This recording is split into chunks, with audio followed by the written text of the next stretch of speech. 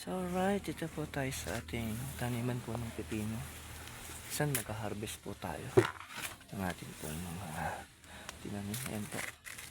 Medyo oversize na po siya pero mura pa naman po. Hindi siya magulo. Ayan po.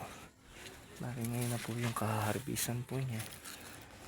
Po, ating po mga itinanim na pepino. Yes, sa mali. Sa lahat po ng mga nag-iibig pong magtanim ng pipino. So, dami na po siya. Kailangan na po nating harvestin. Ito, ganito lang sana yung saktong size eh.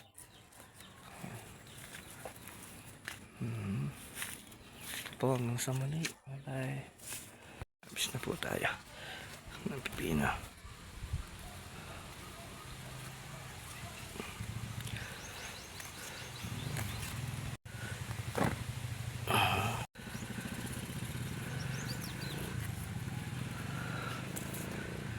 Laki.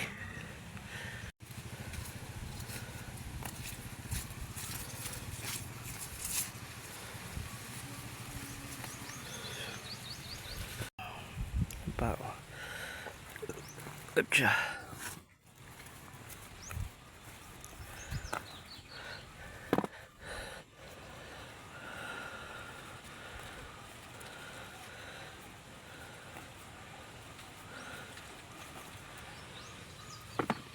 Ang dami.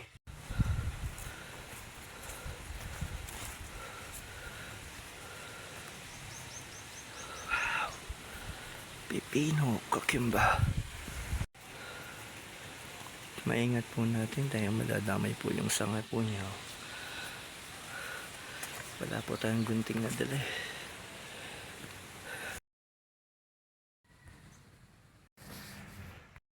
Alright, dito po tayo ngayon. Harvest po ng pipino. Ayan po.